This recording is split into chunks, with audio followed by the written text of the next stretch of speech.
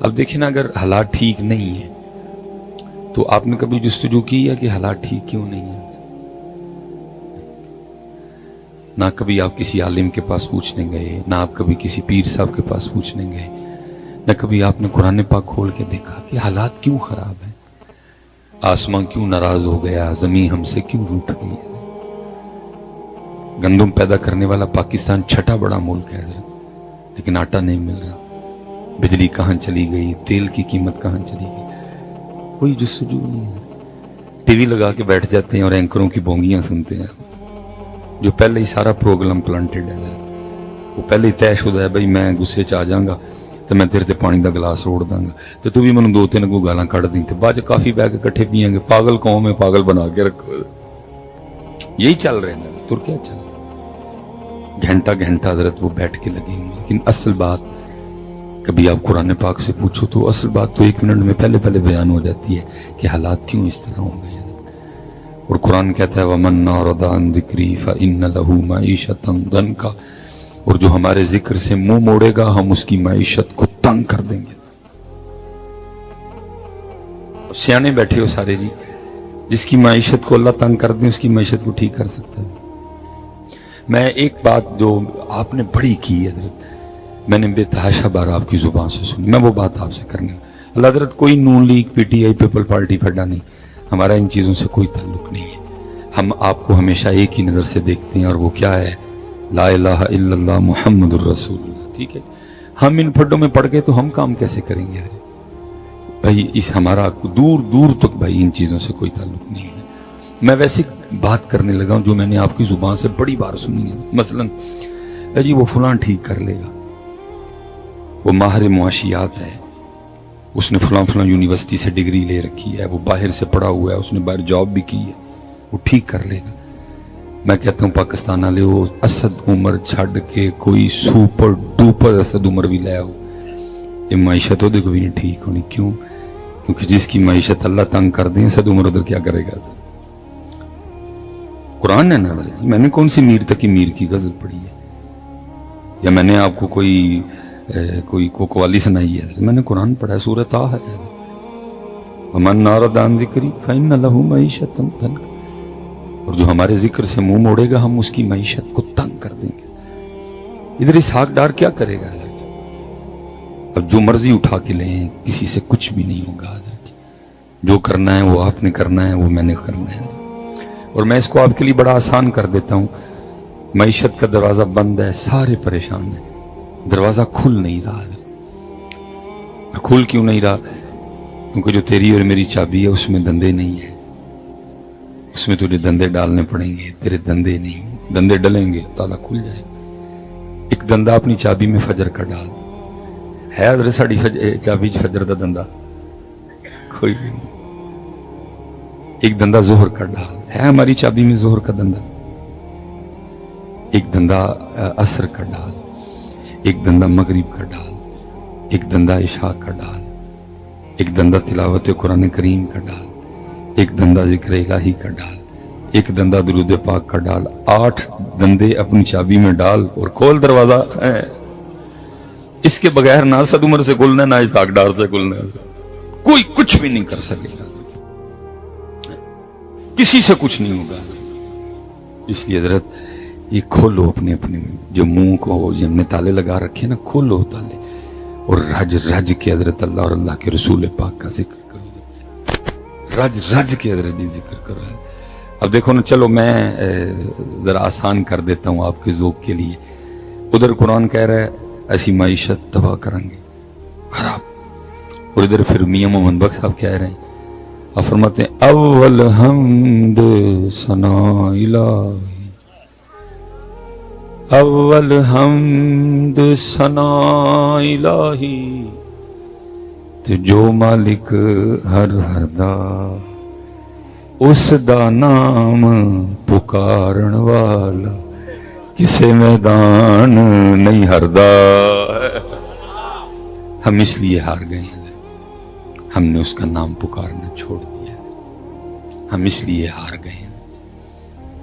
سب کچھ ہے، atom bomb ہے، بڑے بڑے ذہین فتین لوگ ہیں، لیکن اس کا نام نہیں ہے۔ مسجدیں ویران ہیں.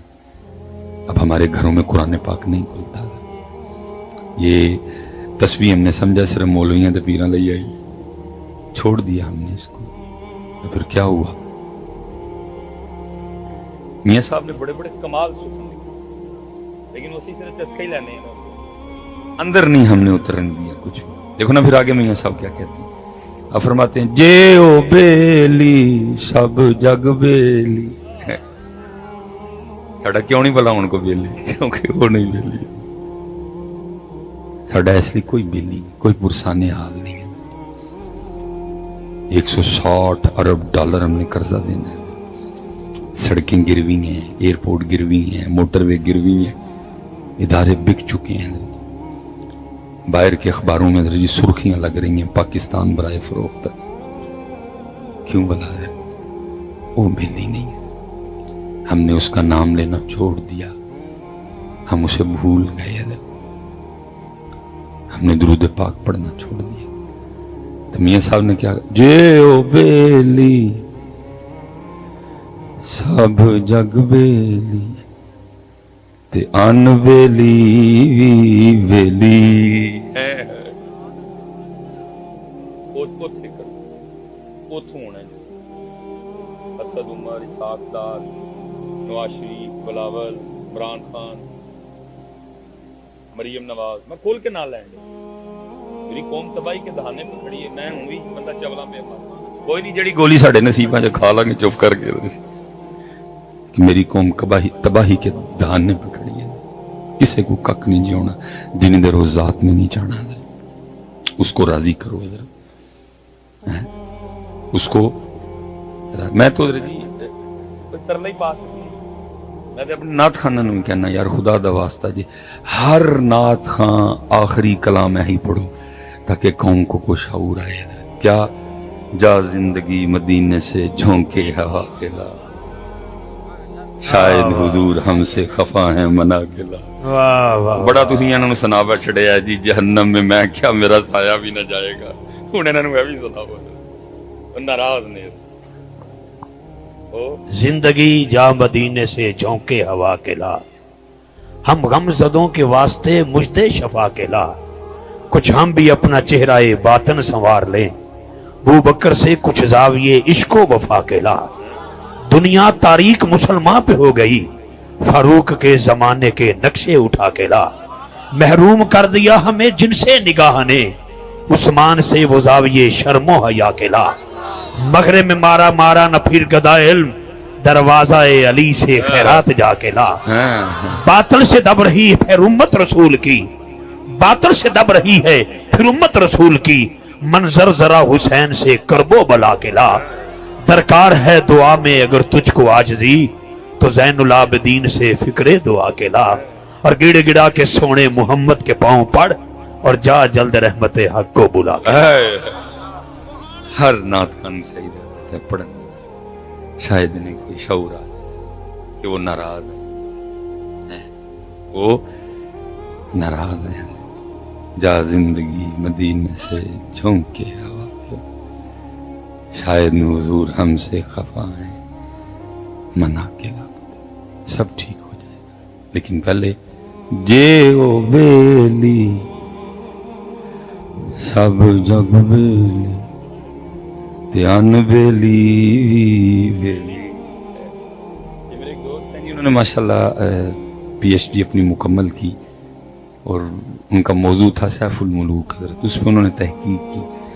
اکثر و بیشتر ہم میاں صاحب کے اشعار سنتے ہیں, لیکن ہمیں اتنا نہیں پتا کہ اس شعر کے پیچھے وجہ کیا تھی, کیا ہوا کہ میاں صاحب نے یہ شعر کہا. بڑے بڑے خوبصورت, انہوں نے بڑی تحقیق کی ہے. اور میاں صاحب حضرت تقریباً 12 اشعار میں میاں صاحب نے حضرت اس کو بیان کیا ہے.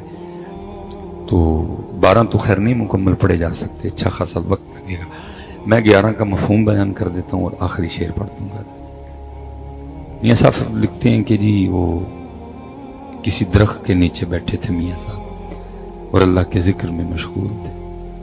ساتھ ایک درخت تھا جس پہ ایک فاختہ نے کگی نے انڈے دے رکھے تھے, وہ بھی ذکر میں مشغول. میاں صاحب بھی ذکر والے, وہ بھی ذکر والی ہے. وہ اس سمت نہ ایک شکاری آ نکلا. شکاری نے گگی دیکھی, اس نے کہا لو جی دوپہر کا لنگر تو ہو گیا. میاں صاحب سب دیکھ رہے ہیں, لیکن یہ جو پاک لوگ ہوتے ہیں نا, یہ اللہ کے کاموں میں دخیل نہیں ہوتے حضرت, یہ راضی برضا ہوتے ہیں حضرت, یہ نہیں دخل دیتے کارخانہ قدرت میں. اور جو جتنا اللہ کی رضا پہ راضی ہے وہ اتنا کامل ہے, وہ اتنا مکمل ہے جو جتنا راضی ہے. امام علی مقام نے کربلا میں یہی رنگ دکھایا نا, باقی کیا نہیں ہو سکتا تھا, سارا کچھ ہی ہو سکتا تھا, سب کچھ ہو سکتا تھا. کچھ طاقت ہندیاں زور نہ لایا تے بیٹھے مل رضائیں, پانی باج آسے ڈر گئے تے دین دنی دے سائیں. کیا نہیں ہے, سب کچھ ہو سکتا, کچھ بھی نہیں کیا. تو یہ نہیں, یہ راضی رہتے ہیں. شکاری نے حضرت جی تیر نکالا, کمان پہ چڑھایا, گگی کا نشانہ لیا, کیونکہ گگی کی بھی ابھی آئی نہیں تھی, اس لیے اندر سے ایک سسٹم آن ہوا, خطرہ خطرہ خطرہ خطرہ.